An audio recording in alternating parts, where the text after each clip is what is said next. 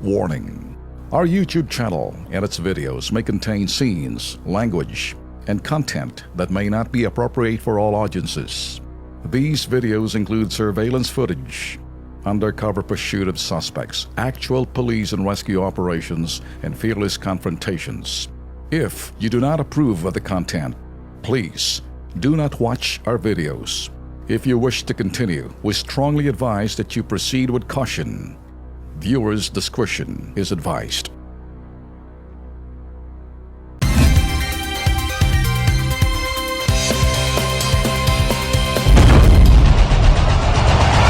Luzon, Visayas, Mindanao, handa na ba kayo? KB, kilos pronto! KB, kilos pronto! Serbisyong totoo mga boss, ito ang sumbungan ng bayan. Ora mismo, aksyon agad at maaasahan. Sunod-sunod ang kilos sa pagbabalita. Nakatutok ang mata sa problema na nakikita. Lahat ng question ay may solusyon. Sa bawat hinaing katumbas ay aksyon. Kilos pronto! Di ka na magtitiis at mabibigyan ka dito ng resulta mabilis. Dahil ang bitag, walang pinapalagpas. Sa tropang Ben Tulfo, wala kang ligtas. KB, kilos pronto! KB, kilos pronto! Ipaglalaban ng karapatan, problema'y matutugunan. Maraming katanungan dito ay masusolusyonan. Kilos pronto! Kakampi ng masa, humanda ang lahat. Sa bawat abusado, ito na ang katapat. Napakatibay na programa na inyong hinahangad. Walang patumpi-tumpik at kumikilos agad-agad. Kilos pronto! Ang ating sumbungan, madali lapitan at agarang kang matutulungan. Na kahit anong krimen, handa naming harapin. Basta hustisya'y makamit, lahat ay aming gagawin. KB, kilos pronto! KB, kilos pronto! KB, kilos pronto! Oy, magandang hapon po, Luzon, Visayas, and Mindanao. Araw po ngayon ng Martes, 25 ng Hulyo 2017. Live tayo, paring Alex, Yes. sa TV, PTV4. Sa online, of course, sa Kilos Pronto and Radyo Pilipinas. Soon yan. Soon. Sa Radyo Sa Pilipinas. Radyo Pilipinas. Ayun. Oo. I'm sure ang ating mga kababayan, parang Erwin, napakinggan ang sona ng ating Pangulo. Yes, kahapon. Oo, bagamat mahaba, malaman naman ho. I'm sure kayo po ay inaasahan ho ninyo marami ho mga darating pa na mga magagandang balita ho mula ho sa ating pong gobyerno. Exactly. At baka nagtatanong din mga kababayan natin, paring Alex, nasa si Tolben. O yun. Papahinga muna. Papahinga muna. Oo, Babalik po yan. Antay lang kayo. Babalik at babalik. Babalik. Oo. Okay. Oy, ano pa? Yung smoking ban? I'm sure, alam na ho ninyo, kung kayo po'y naninigarilyo, iwasan po yung mga lugar na bawal ho manigarilyo, di ba? Sa mga pampubliko, Yes. may mga katabi ka, Yun. bawal. Yeah. Yung dati sa mga waiting shed, pwede bawal na ngayon. Yes. Sa mga open air na mga inuman, di ba? Kung sabihin, doon ka sa labas kasi Yeah. bawal na rin kung may mga katabi ka. Kaya po pwede, kung wala mang smoking area yung Tama. talagang lalayo ka. Tama. But 100, 200 meters na wala kang katabi. Oo, dahil Kasi ang target nitong smoking ban na ito, baka magkasakit yung katabi mo. Yung second hand smoke. Second hand smoke. Yun. Pati ito po ay ginaya doon po sa Davao. Para Pero yung vape yata hindi kasama kasi wala naman daw. pero natanong ko si Secretary Ubial, Oh. anything na bumubuga ng usok, kasama yun. Wala namang kuan yun, nicotine eh. Ayun ko. ganun. Dapat linawin ni Secretary Ubial. Linawin dapat ni Secretary Yun. Ubial kasi masasakit ang ulo ng mga tao niya. Mamaya, vape ka ng vape. Nagbe-vape ako sa harap ng mukha ni Ubial. Hulihin ako bigla. Pero hindi ako nagbe-vape. Okay, imbestigahan at serbisyo publiko. Eto na, umpisa na. Negosyante ng gulay, nagrereklamo. Biniling truck sa Isuzu Pasig, tila naglaho. Alamin sa Kilos Pronto. Mga taga Old Balara sa Quezon City, labis ang pangamba. Kanilang lugar kung kailan tinambakan, dun pa bumaha. Alamin sa Kilos Pronto. Kaanak na namatay na miyembro ng SSS, nagpasaklolo. Benepisyo para sa nasawi, nananatiling malabo. Alamin sa Kilos Pronto. OFW sa Oman, sumukong katawan, inaalila ng husto 24/7 kung magtrabaho. Alamin sa Kilos Pronto. Sumbungan, imbestigahan at balitaan. Kilos Pronto, umpisa na! Alright, parang Alex, sabihin, dire-diretso na tayo. Mga kababayan, umpisahan natin ang ating public service. Dito tayo sa Sumbong Metro. Isang vendor po ng gulay bumili ng truck para gamitin sa negosyo. Pero ang truck na binili hanggang ngayon hindi pa nadideliver. Ito po, panoorin natin.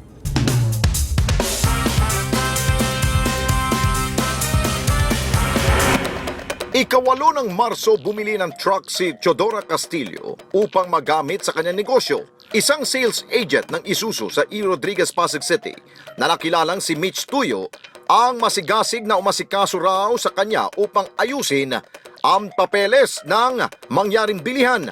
Nangako raw ang ahente na sa loob daw ng isang buwan ay may di-deliver na ito sa kanya. Agad daw nagbayad ng 1,274,000 pesos si Teodora upang mabili ang truck. Pero makalipas daw ang isang buwan, hindi dumating ang truck sa pinagkasunduang petsa mula nang kanya itong mabili. Nitong Hunyo, pinuntahan ulit ni Teodora ang Isuzu at muling nakaharap ang agent na si Tuyo. Muli raw itong humingi ng palugit na 2 linggo pero namuti na ang mata ni Teodora. Wala pa ring truck na dumating. Wala na nga ang truck. Nang hingi pa ng karagdagang 35,000 pesos para daw palitan ang alternator ng truck dahilan para hindi ma-deliver ang truck. Binilinan daw siya ni Tuyo na huwag nang dalhin ang pera sa opisina ng Isuzu at dadaanan na lamang daw niya ito sa kanyang bahay. Kinabukasan ay agad daw nagpunta sa opisina ng Isuzu si Aling Teodora pero hindi na raw sila hinarap ni Tuyo. Tanging sa text na lamang daw sila nagkausap. Ang masaklapan nito ay hindi pa rin naibibigay kay Teodora ang truck na nabili. Bueno, mga kababayan, kasama po natin ngayon dito sa studio, parang Alex, si Teodora Castillo. Gusto na sana niyang makuha ang truck na binili mula sa Isuzu Pasig.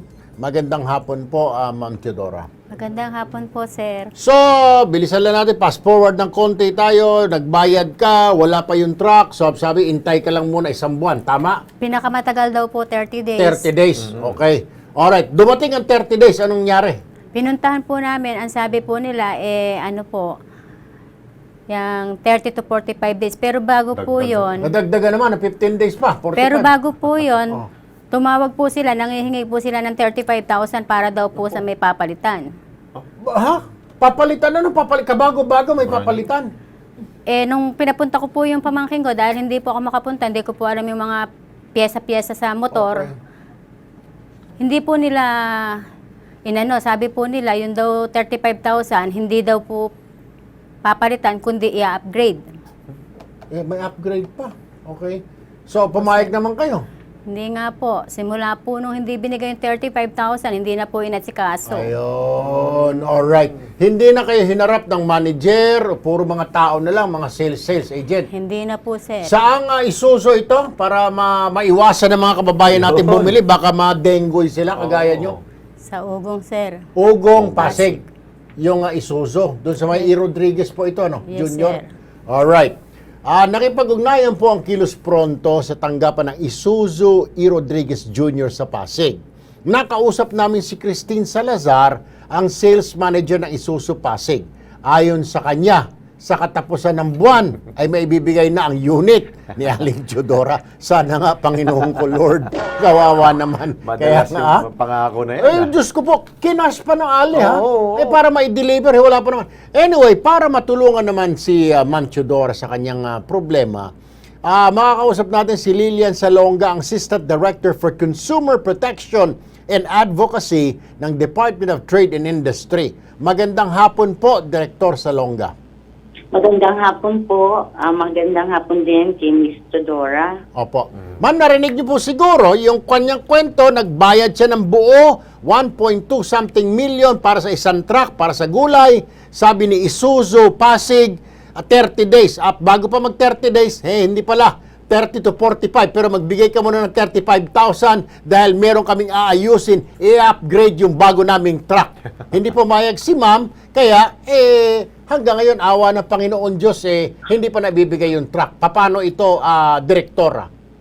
Siya po ay may karapatan bilang consumer na mag-file ng complaint sa DTI kung hindi po naayon sa kanilang kasunduan ang binibigay sa kanya ngayon. Lalo na po, hinihingan pa siya ng dagdag bayad Right. na yun ay kung wala sa kontrata or brand new ang binibili niya, di ba po? Opo. So, bakit po siya kailangan magbayad ng additional? Siguro ma'am, baka yung additional doon pwede lumangoy sa tubig pag Yun. nagkabaha. May baka kanga yung kanyang makina ng truck may snorkel ma'am. Ha? Yan po ay isang hindi po pangkaraniwang, di ba, transaction. So, Ma'am, yan po matanong ay lang. pwede niyang ilapit sa aming tanggapan. Ayan. Is Para there a mapatawag possibility, natin ma'am, ng isusu. kung hindi pa rin siya pagbibigyan, hindi pa rin mailabas ang kanyang truck, matik po yun, pwede niya nahingin yung pera niya, di ho ba, ma'am? Actually ho, idadaan po ho namin sa mediation. Kung talagang siya ho bilang yung bumibili, hindi na po niya katanggap-tanggap yung mga terms na ini-impose sa kanya, pwede niya pong i-require yung refund kung talagang refund na ang gusto niya ngayon. Pero kung yan po naman, lalo na kailangan nga niya sa negosyo, Opo. pwede rin naman po kasi sa mediation mapag-usapan kung talagang maibibigay na sa kanya ora mismo or the soonest possible time. So yun po ang mga posibleng resolution pag sila po'y pinagharap. Pero kung ang desisyon niya po talaga ay para ibalik na ang kanyang pera, pwede niya po yun idulog para ma-orderan namin. Pag napatawag namin ang isuso at nagpaliwanag sila, Oo. nakita namin po na hindi naman po to fair at hindi po to ayon sa Consumer Act, pwede naman po natin talaga ipa-refund na ang pera niyang binayad na cash for 1.2 million. Ito pala yun, no?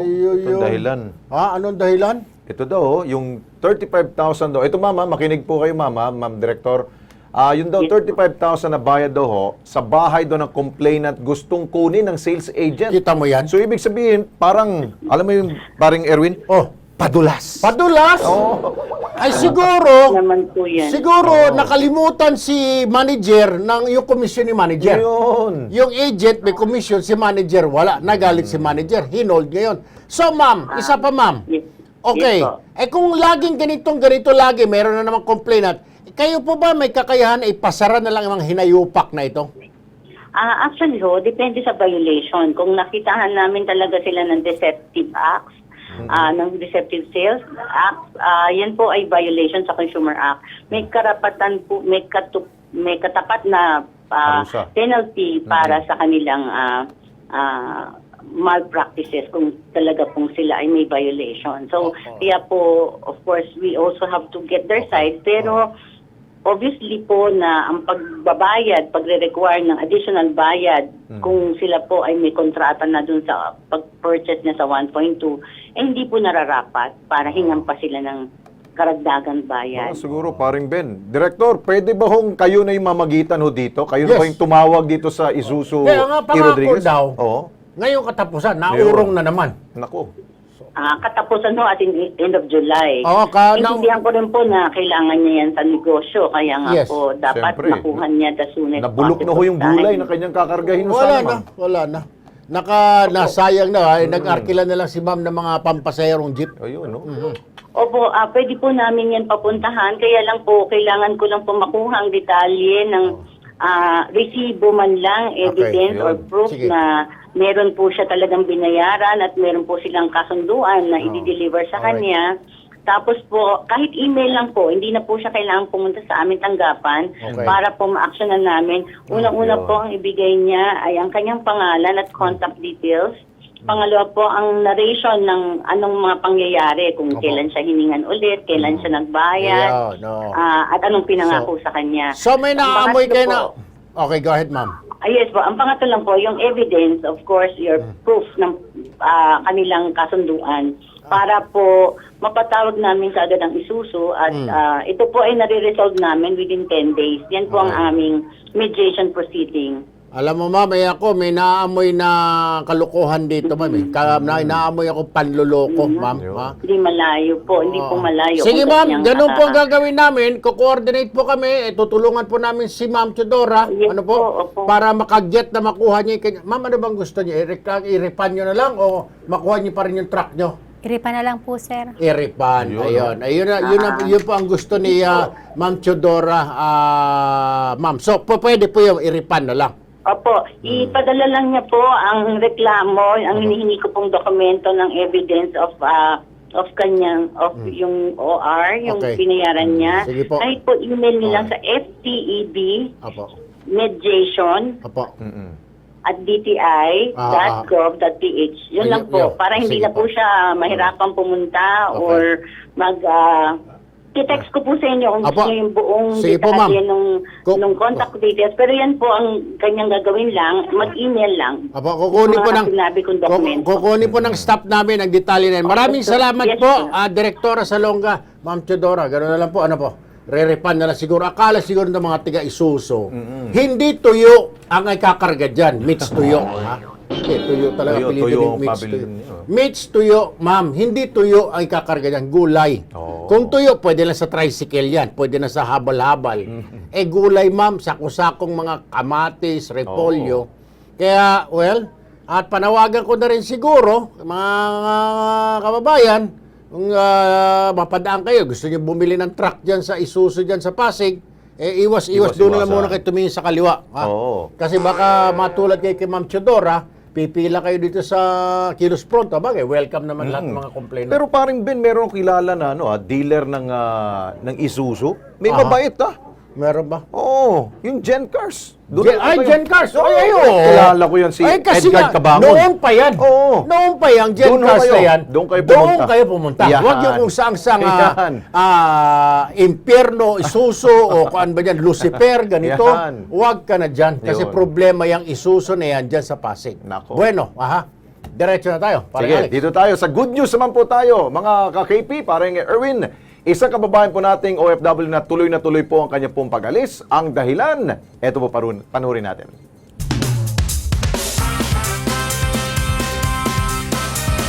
Ang namumroblema ngayon dahil sa kanyang dokumentong iniipit ng isang ahensya. Diyos ko po. O Mario Josep, Hindi makuha ang pasaporte at mga importanteng dokumento mula sa Placewell International Services Corporation. Ito ang sumbong ni Jeline Gelacion sa Kilos Pronto noong 20 ng Hulyo taong kasalukuyan. At para aksyonan ang panggigipit kay Jeline, sinubukan naming tawagan ng Placewell International Services Corporation ngunit hindi ito sumagot. dapat ilagay na natin sa shame campaign tong tubag na to. Placewell, makinig kayo. Malapit na matapos ang inyong maliligayang araw, mga putok sa buhong, mga buwang kayo, kasi kayo, ang kakapal na mukha nyo, ewan ko kung saan kayo humuhugot ng tibay ng sikmura at kapal ng mukha. Kinabukasan, 21 ng Hulyo, pinunta namin ang Placewell International Services Corporation sa lungsod ng Maynila upang tuldukan ang paulit-ulit na reklamo sa kanilang ahensya. Pagdating sa naturang lugar, agarang inasikaso at ibinalik ang pasaporte at iba pang dokumento ni Jeline Gelacion. Pampihira, kung hindi pa namin samahan, hindi pa aksyon. Daghang salamat kaninyo Sir Ben Tolpo, Sir Erwin, Sir Alex Santos. Daghang salamat kaninyo nga inyo kong natabangan sa pagkuha sa akong passport. Kung wala mo, bigyan ako ni magkuha akong passport. Nako, you're welcome, ma'am. Nadaghang salamat in tawon, ha?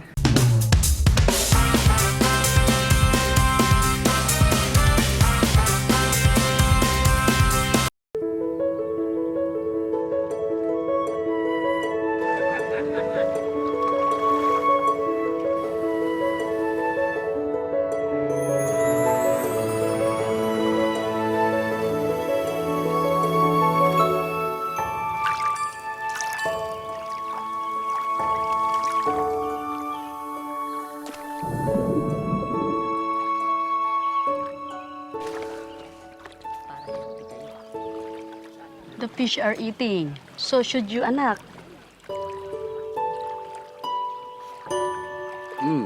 Thank you. You're welcome, anak. What does anak mean? It means my child.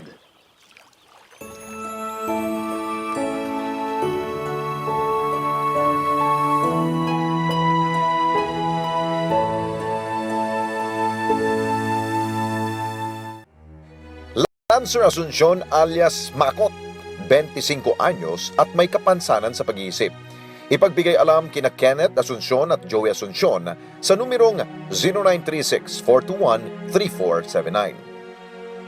Michael Tino, 39 anyos, huling nakita noong Pebrero 16. Tawagan lang si Estrelita Tino sa numerong 831-3837. Nagbabalik po ang Kilos Pronto, isang barangay dito sa Quezon City, umaraw man o umulan, laging lubog sa baha.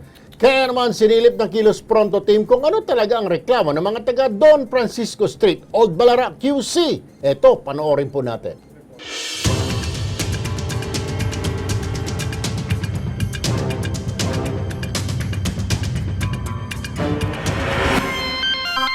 Dalawang buwan na raw lubog sa baha ang mga residente ng Don Francisco Street, Old Balara, Quezon City.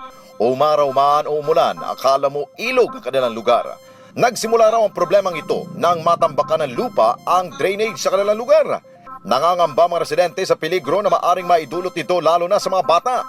Nagsimula na raw itong pamahayan ng mga lamok na maaring magdulot ng sakit. Apektado yung kalusugan ng mga tao rito. Tsaka nga yung sa gabi pag natutulog, baka nagising ka na lang na hanggang dito mo na yung tubig.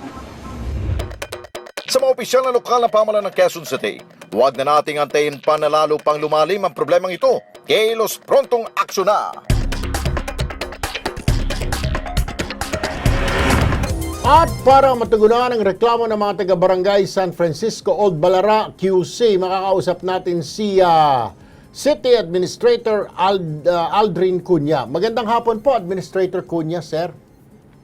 Magandang hapon po, Mr. Tulfo, sir. Sir, live po tayo dito sa Kilos Pronto with Alex Santos, Administrator. Sir, ilalapit lang po namin yung hinaing ng mga taga-barangay San Francisco, Old Balara, QC, kasi yung isang kalye po nila doon, Diyos ko po, sir, parang fish pond, parang pwedeng tirahan ng mga tilapia, ng mga hito, gurami, at saka kasama na rin po doon yung dengue. Ayun.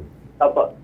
Marahil may bara sa drainage system po dyan sa Old Balara. Ang problema yata, Administrator, tinambakan daw, may luko-luko na tinambakan yung drainage sa lupa. Ewan ko naman yung barangay natin, natulog yata sa pansitan. Ganun po ba nangyari? Yes, sige sir. po, para masiguro po natin, patitignan po natin sa kagawaran ng Ininigia. Ay, salamat. Para matignan kung kinakailangang gamitan ng dredging machine natin. Ay, Gamitan salamat. po natin.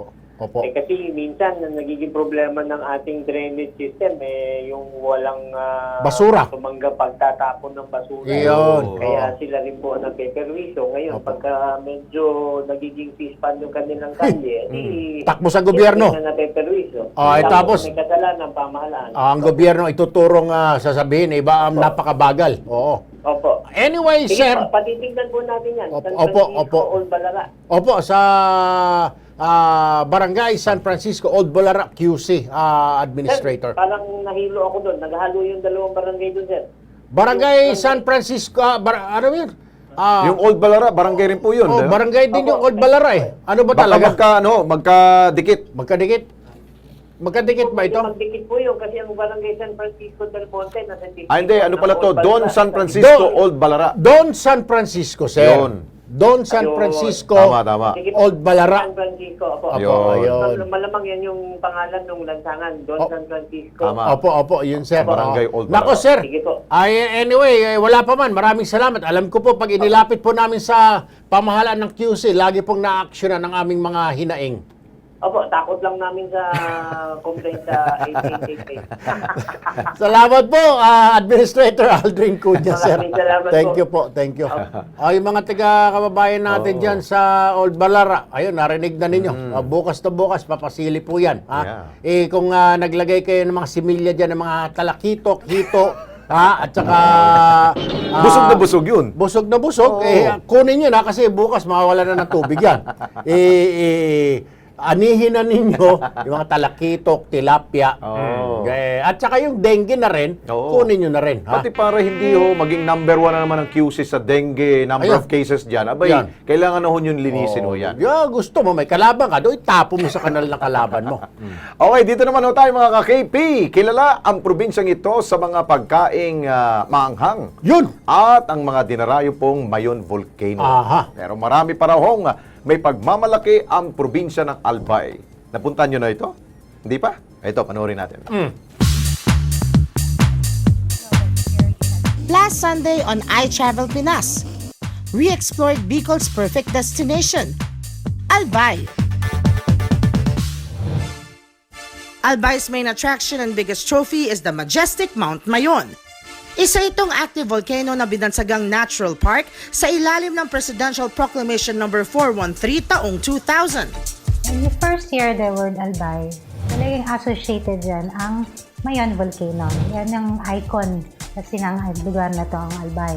Pero, ang gusto namin ipaalam sa ibang tao that there's more to Albay than Mayon Volcano. So, meron kaming other destinations na pwedeng may offer. Una sa ating itinerary, ang Cagsawa Ruins. Marvel at the remnants of the old Cagsawa Church, which stands against the backdrop of postcard-perfect Mount Mayon. Yung Cagsawa Ruins, talagang pinupuntahan yan because of its panoramic view and beautiful landscape of Mayon at the background and the belfry at the foreground. Pero hindi sa lahat ng oras pwedeng masulyapan ang ganda ng Mayon. Dahil mailap daw ito sa ilang bumibisita. May mga oras kasi na natatakpan ito ng makapal na ulap. Kung gusto mo po makita si Mayon Volcano, you go early in the morning, mga around 5:30 to 6 o'clock. Kasi si Mayon Volcano is mahiyain po kasi yan. The best time is early in the morning. Pag late na po kayo pumunta, makikita nyo po is medyo kalahati na lang po kasi natatakpan na po siya ng ulap. Paglabas ng Cagsawa Ruins, nakaabang na sa iyo ang hottest ride of the hour. All-terrain vehicle o ATV all the way to the mighty volcano. Ride your way to the short trail for just 45 minutes. Para naman sa mga gusto pang i-enjoy ang trip, try the Green Lava Wall Trail for a total of 3 hours or the Black Lava Wall Trail for less than 4 hours.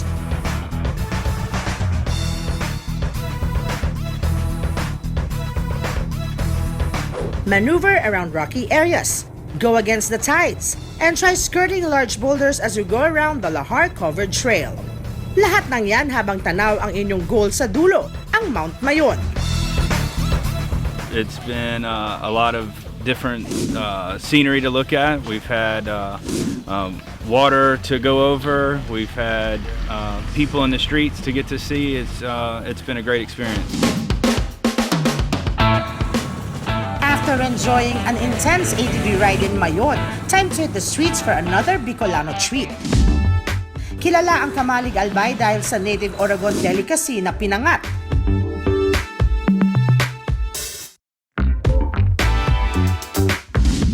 The sweet nutty flavor of coconut milk topped with shrimp paste, fish or crab meat makes pinangat a dish that's simply hard to resist. At dito sa Kamalig, napanatili nila ang tradisyonal na paraan ng pagluluto nito.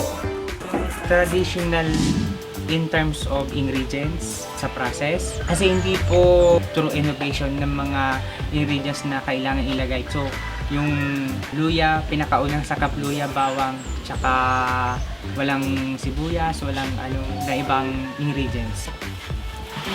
Una riyan ang pagkuha ng gata mula sa niyog.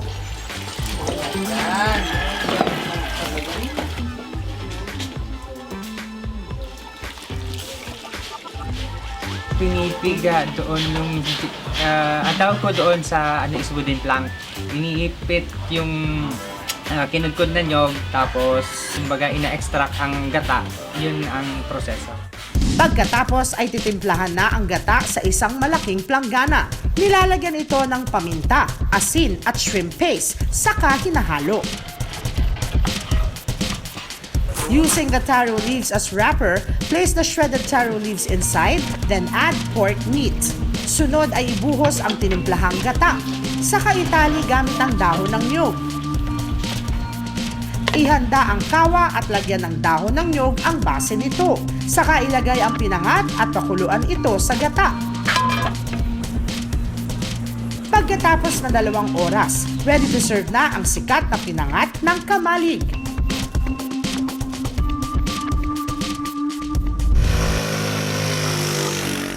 You'll never run out of food options in Bicol. Pati sa pasyalan at activities, hindi ka mabibitin. Dito sa Kamalig, may bagong bukas na tourist site na tiyak kagigiliwan ng mga bakasyonista, ang Kituinan Hill. The sprawling paradise of lush greens is graced with a perfect view of Mayon. Saddle up and go riding with these silky brown stallions and mares. So don't miss the fun. Tag along as we bring you the best of the second leg of the Albay Escapade. Ngayong linggo, alas 7 ng gabi sa iChannel Pinas. Ano sabi mo, paring Erwin? Hindi pinakita paano kainin yung Preparasyon, ang haba, yung pagkain. Inaabangan ko, nakabukas na yung bunganga ako. Wala, hindi Ganun daw para pang-akit yun. Ayaw. Kaya pumunta ko kayo sa Albay kasama ang Department of Tourism. O yun.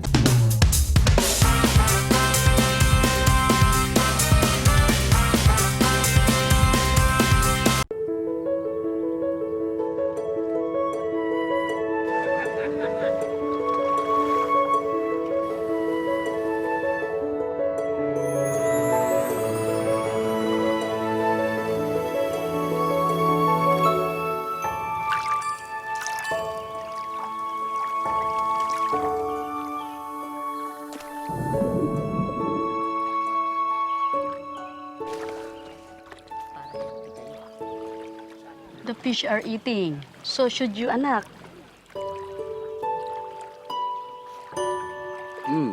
Thank you. You're welcome, anak. What does anak mean? It means my child.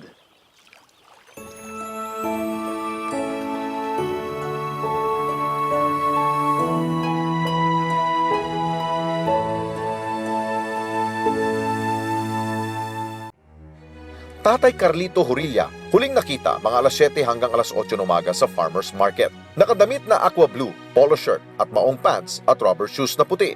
Tumawag kina Cesar Horilla, Jocelyn Horilla, 0933-130-0706, 0999-968-8963 o sa kanilang telepono 044-797-6266.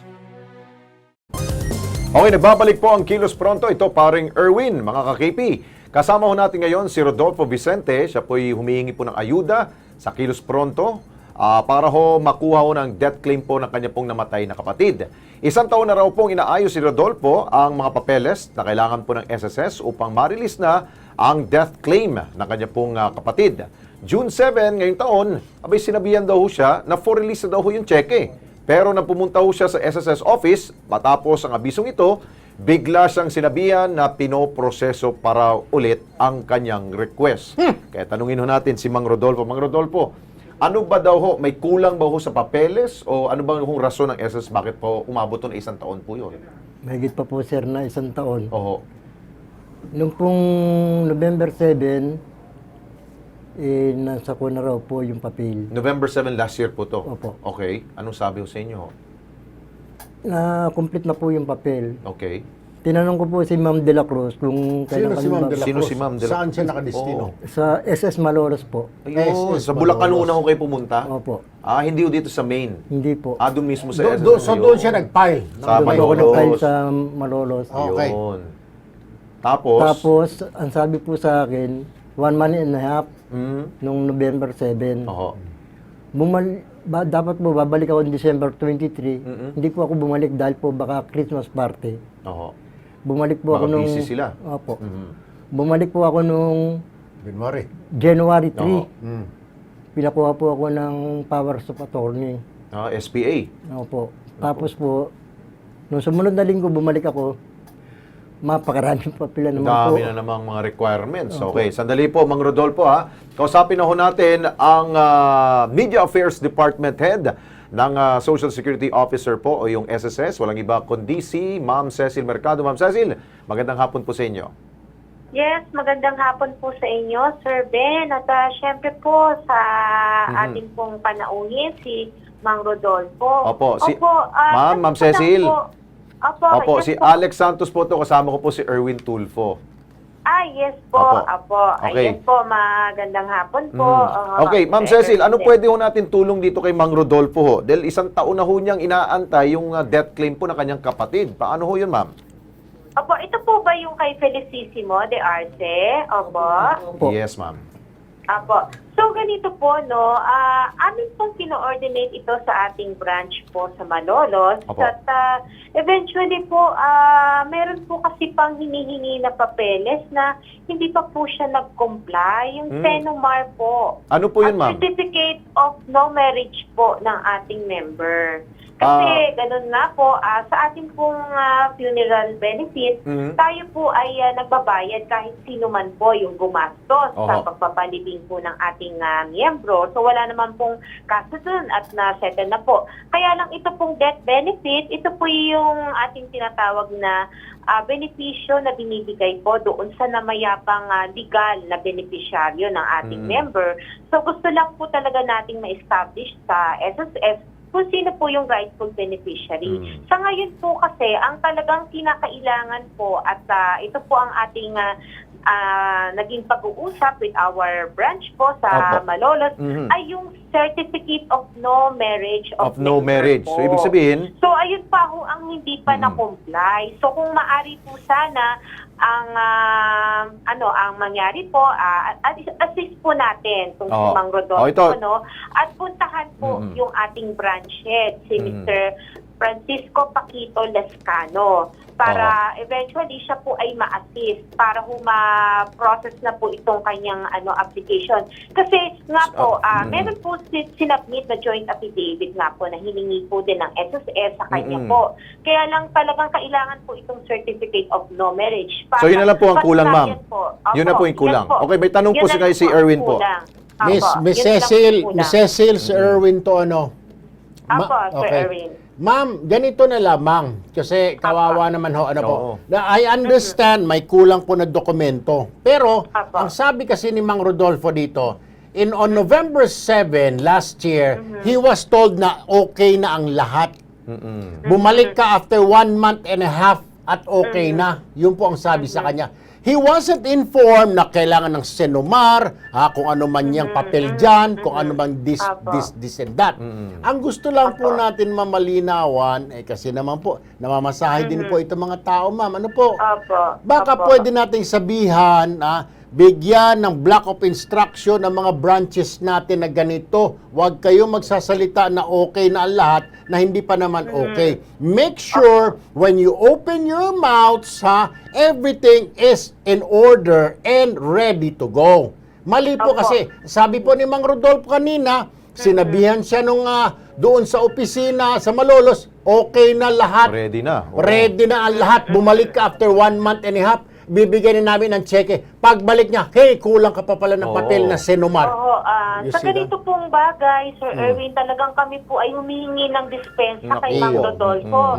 Kasi syempre, siguro may kakulangan nga po sa part po namin. At ayan po ang aming sinisikap po na talagang wag na pong mapahirapan ng member. Kaya nga po, natutuwa kami po sa programa po ninyo dahil naiiparating nyo po kung ano po yung kailangan pa namin i-improve na serbisyo sa ating mga member. Siguro, ma'am. Ngayon, ganito po, dito po kami sa Media Affairs, asistihan na lang po namin si Mang Rodolfo para Diretso na po dyan, ma'am, sa office ninyo, ma'am. kay Sir Lescano para at least ma-expedite na po once na mabigay na po sa amin. Mabuti na lang, Ma'am Cecil, may Media Affairs Department at madaling malapitan. Ako, maraming salamat po. Diretso na ho, ma'am, ha? Diretso na. Papuntahin ho namin si Mang Rodolfo na ho dyan. Opo. So, Pati, ma'am, dito po, request na rin po maganda natin sana- sa inyo po mga branches, ma'am, pagsabihan nyo na rin po yung mga tao ho ninyo doon, ha? Para hindi na maulit po yung nangyari kay Mang Rodolfo. Noted po iyan at talaga naman pong nakakarating. Ngayon po, sana makuha ko na rin po yung contact number. Sige ni po, Mang after this, Rodolfo ma'am, tatawagan para kayo ng aming team po, ma'am. coordinate po kami sa kanya. Opo. Ma'am Cecil, thank you po. Ma'am Cecil, thank you. Salamat po. At Ayaw na magandang ayaw pa naman ni Dean Amado Valdez yan, yung mga ganun. Ay, ayaw. Yung Yun. mga kasigidad na Din Amado ito. Tapos nga eh. pabalik-balik mo. Mang Sir, Rodolfo, gano'n na lang. diretso na lang po. Media Affairs, doon po, tutulungan kayo. Habang nag-aantay kayo, magkakape-kape muna kayo. Sasamahan namin kayo ng team. Salamat po. Maraming Thank you, salamat sir. po. Alright, isang OFW naman mula Muscat, Oman, ang gusto ng makauwi ng bansa. Ang dahilan, paring Alex, nagkakasakit na ito sa hirap ng kanyang trabaho. Narito po ang kwento ni Lilibet de Jesus. Isang video ang natanggap ng Kilos Pronto mula sa isang OFW sa Muscat, Oman. Nangihingi po ako sa inyo ng tulong sa Kilos Pronto. Na kung pwede po mapauwi na lang po ako kasi lagi lang ako nagkakasakit. Lagi lang po ako sa ospital, iniipit ako ng amo ko. Ang gusto nila magbayad ako ng 6 months pa na natitira sa kontra ko para ako makauwi. Siya si Lilibet De Jesus. Halos 2 taon na raw siyang naninilbihan sa kanyang Arabong amo. Maayos naman daw noon ang pakikitungo ng kanyang Arabong amo. Pero kalaunan, dinadala na raw siya ng amo sa bahay ng magulang nito at ilang kamag-anak para pagsilbihan hanggang gabi.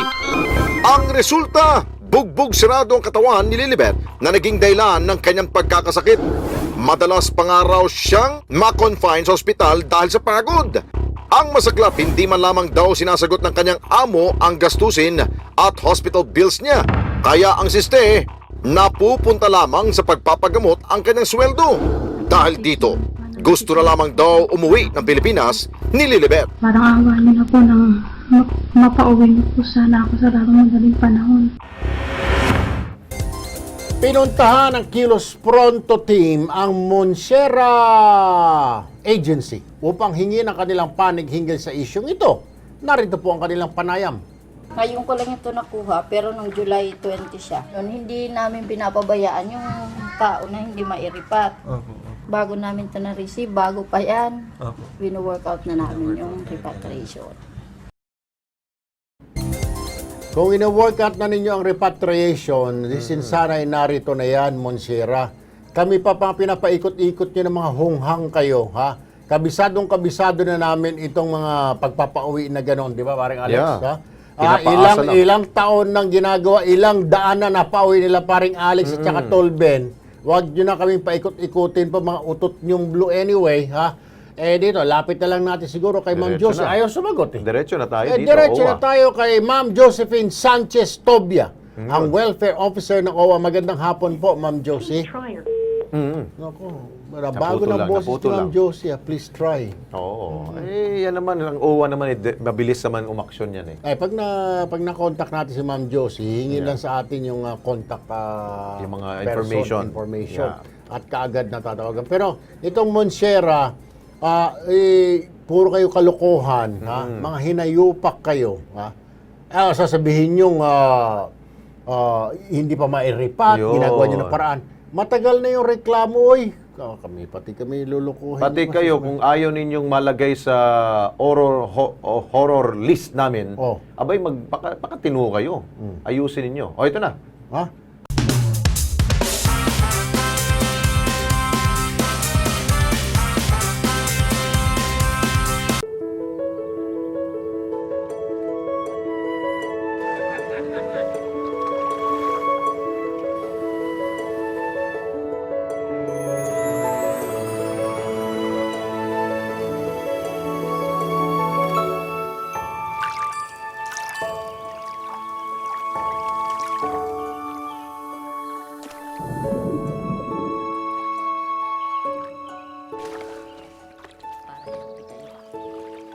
The fish are eating. So should you, anak.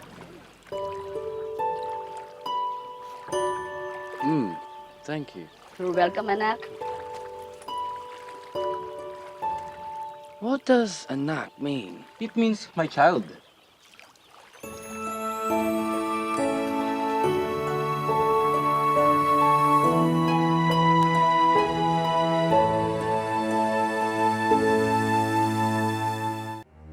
Honrado de la Cruz alias Dong, 59 anyos at may Alzheimer's disease, nawala noong Abril 17. Makipag-ugnayan lamang kay Leonida de la Cruz sa mga numerong ito, 0949-839-3039. Alright, nagbabalik po ang Kilos Pronto. Balikan natin ang sumbong ng kababayan nating sa OFW na si Lilibet De Jesus na nasa Muscat, Oman.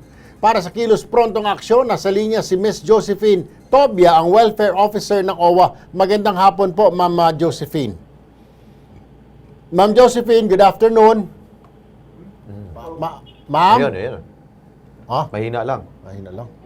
Ma'am. good afternoon. Ayun. No, nakuha lang ni Direk. Medyo Anyway, ma'am, ilalapit lang namin itong problema po ni Aling Lilibet diyan po sa Muscat, Oman. Daming trabaho, pati sa mga magulang ng amo niya, naglilinis siya. Kaya nagkakasakit ho siya. Ang problema, masaklap, ma'am, yung kanyang sweldo, doon na napapunta sa pagpapagamot niya at mga gamot niya dahil yung amo niya ayaw nang sagutin ang kanyang pagpapagamot. Kaya gusto niya pong umuwi na lamang, Ma'am Josie. Makunat yung amo.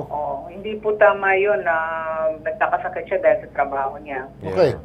At yung hindi po ba, ma'am, linawin ko lang, yung pagpapagamot sa OFW, dapat yung amo, di po ba? Oo, kasama sa kontrata yun. Tama Yung mo yan.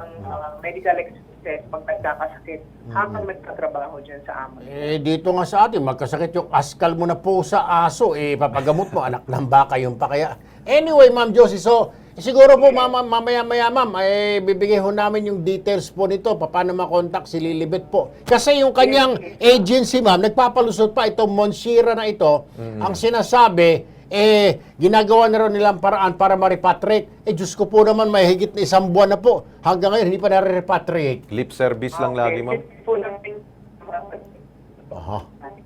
Napuputol ang linya. Anyway, Ma'am Josie, sige po, mamaya-maya, kukontakin po namin kayo para maibigay po namin itong details ng kaso ni Miss Lilibet De Jesus. Ayun. Okay. Time po. Alright, thank you po, ma'am. Thank you, ma'am. At congratulations sa inyo po. Ay, congrats po, ha? Yung sa- Nag-enjoy po si Cesar. Oo, yung Care Diva. Yung Care Diva. Na ginawa ng play para ho sa ating mga Napakaganda kababayan. raw. Ayun. Okay, good news naman tayo, parang Erwin.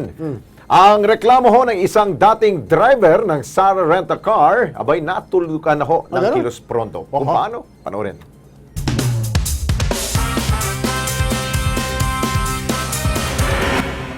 Martes at 18 ng Hulyo, dumulog sa Kilos Pronto ang driver na si Ramon Lumbao. Ang dahilan, pinagtataguan na siya ng dating amo ng Sara Rent-A-Car.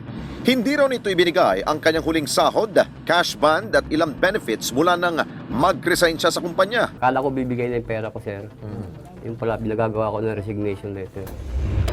Kahapon lamang, personal na nagpunta sa tanggapan ng Kilos Pronto ang Human Resource Officer ng Sara Rent-A-Car para doon ibigay ang huling sahod, cash band at mga benefits si Mang Ramon.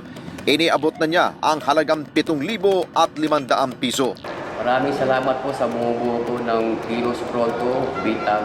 Lalong-lalo po kay Mr. Sir Ben Tuto, Sir Eric Tulpo at Sir Alex Santos. Totoo talaga ang Kilos Pronto. Kakapiranggot lang na halaga, hindi maibigay.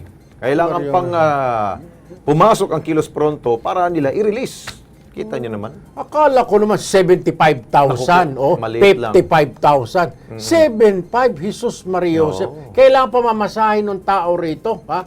Kailangan pa sumakit yung mga panga namin ni Pare Alex. Diyos ko pa, kababanat sa inyo. Anak ka naman ng baka. But anyway, salamat na rin po, ha? Salamat na rin at tinalaban kayo at binayaran niyo yung mama. Next time, huwag niyo na hong gawin yan. Ano po? Sumasakit din po yung mga bunganga namin sa kapangaho dito, kagagalit. Tama yung mga linya namin, nagkakalinya-linya na ho kami sa ulo. Dapat nga, smiling face kami dito, yung mga magagandang balita. Yun. Pero kapag may mga ganun tulad ninyo, wala. Abay, yari tayo. Si Paring Alex na hindi na magiging pretty boy. Ayan o, magpapabotox na ako dito. Wala na sa akin, plancha na lang gagamitin. Paplanchahan ko yung... Ayaw ko yung nakakunot Sabi kasi pag nakakunot to, may init ang ulo ni Alex. Hoy, magbago na ako kayo. Tulad nitong Sara Rent-A-Car na yan. Ayan. Okay. Wala na pala tayong oras. Nandiyan na si Aljo Ay, nandiyan na ba? Ay, Paring Aljo, ito na. Higit sa sumbungan, investigahan at isyong kailangan solusyonan ang serbisyo publikong dapat kilos pronto.